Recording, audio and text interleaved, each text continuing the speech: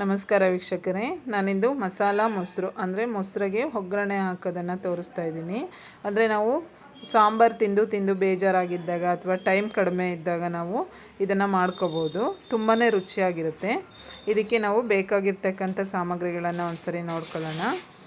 ಮೊದಲನೇದಾಗಿ ಹಸಿಮೆಣಸಿನ್ಕಾಯಿ, ಬೆಳ್ಳುಳ್ಳಿ, ಈರುಳ್ಳಿ, ಕರಿಬೇವು, ಮೊಸರು, ಶೇಂಗಾ ಬೀಜ, ಉದ್ದಿನಬೇಳೆ, ಸಾಸಿವೆ, ಜೀರಿಗೆ, ರುಚಿಗೆ ತಕ್ಕಷ್ಟು ಉಪ್ಪು, ಅರಿಶಿನ ಪುಡಿ ಸ್ವಲ್ಪ. ಮೊದಲು ಬಾಣಲೆನ ಬಿಸಿಗಿಟ್ಟು ಅದಕ್ಕೆ ಎಣ್ಣೆಯನ್ನು ಹಾಕಿಬಿಟ್ಟು ಎಣ್ಣೆ ಕಾದ ನಂತರ ಸಾಸಿವೆ ಹಾಕ್ಕೊಳ್ಳಿ. ಸಾಸಿವೆ ಚಿಟಪಟ ಅಂತ ಸಿಡಿತಿರುವಾಗ ಸ್ವಲ್ಪ ಜೀರಿಗೆಯನ್ನು ಹಾಕ್ಕೊಳ್ಳಿ. ಜೀರಿಗೆ ಹಾಕ್ಕೊಂಡು ಜೀರಿಗೆ ಸ್ವಲ್ಪ ಕೆಂಪಾಗೋವರೆಗೂ ಫ್ರೈ ಮಾಡಬೇಕು. ನಂತರ ಇದಕ್ಕೆ ಸ್ವಲ್ಪ ಶೇಂಗಾ ಬೀಜನ ಹಾಕ್ಕೊಳ್ಳೋಣ. ಶೇಂಗಾ ಬೀಜ ಹಾಕಿ ಸ್ವಲ್ಪ ಹೊತ್ತು ಅದನ್ನು ಫ್ರೈ ಮಾಡ್ಕೋಬೇಕು. ಸ್ವಲ್ಪ ಫ್ರೈ ಆದ ತಕ್ಷಣವೇ ನಂತರ ಸ್ವಲ್ಪ ಉದ್ದಿನಬೇಳೆನ ಹಾಕ್ಕೊಳ್ಳೋಣ. ಉದ್ದಿನಬೇಳೆನೂ ಅಷ್ಟೇ ಸ್ವಲ್ಪ ಕೆಂಪಾಗೋವರೆಗೂ ಚೆನ್ನಾಗಿ ಫ್ರೈ ಮಾಡ್ಕೋಬೇಕು. ನೋಡಿ, ಈ ರೀತಿ ಸ್ವಲ್ಪ ಉದ್ದಿನಬೇಳೆ ಕಲರ್ ಚೇಂಜ್ ಆಗಬೇಕು. ನಂತರ ಸ್ವಲ್ಪ ಕರಿಬೇವನ್ನು ಹಾಕ್ಕೊಳ್ಳಿ. ಕರಿಬೇವನ್ನು ಹಾಕ್ಕೊಂಡು ಕರಿಬೇವು ಸ್ವಲ್ಪ ಚಿಟಪಟ ಅಂತ ಸಿಡಿದ ನಂತರ ಅದಕ್ಕೆ ಸ್ವಲ್ಪ ನಾವು ಬೆಳ್ಳುಳ್ಳಿ, ಒಂದು 4 ಎಸಳು ಬೆಳ್ಳುಳ್ಳಿನ ಈ ಥರ ಜಜ್ಜಿ ಹಾಕ್ಕೋಬೇಕು. ಜಾಸ್ತಿ ಏನು ಬೇಡ, ಒಂದು 4 ಎಸಳು ಬೆಳ್ಳುಳ್ಳಿ ಸಾಕು. ಬೇಡ ಅಂದರೆ ಸ್ಕಿಪ್ ಕೂಡ ಮಾಡ್ಕೋಬೋದು. ನಂತರ ಸೀಳಿರ್ತಕ್ಕಂಥ ಹಸಿಮೆಣಸಿನ್ಕಾಯಿಂದ ದೊಡ್ಡದಾಗಿ ಈ ಥರ ಸೀಳ್ಕೊಳ್ಳಿ. ಅದು ಚೆನ್ನಾಗಿರುತ್ತೆ, ಅದರ ಘಮ ತುಂಬಾ ಚೆನ್ನಾಗಿರುತ್ತೆ. ಅದರ ನಂತರ ಸ್ವಲ್ಪ ಈರುಳ್ಳಿಯನ್ನು ಹಾಕ್ಕೊಳ್ಳಿ.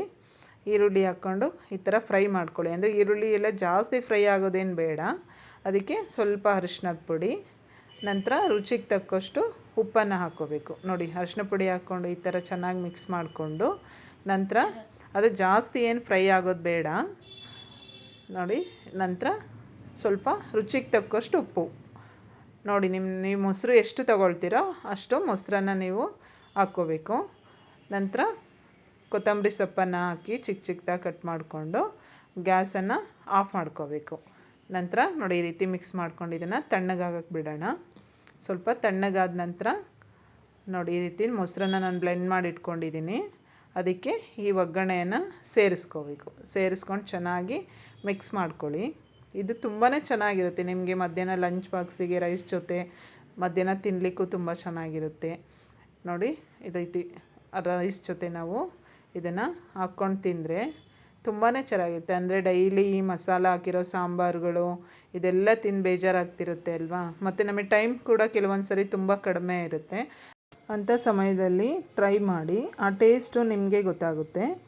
ನಾವು ಮಾಡೋ ಅಡುಗೆ ವಿಡಿಯೋನ ಮೊದಲು ನೋಡಲು ವಾಟ್ಸಪ್ ಗ್ರೂಪ್ಗೆ ಜಾಯಿನ್ ಆಗಿ ವಾಟ್ಸಪ್ ನಂಬರ್ನ ಕಾಮೆಂಟ್ ಮಾಡಿ. Thank you.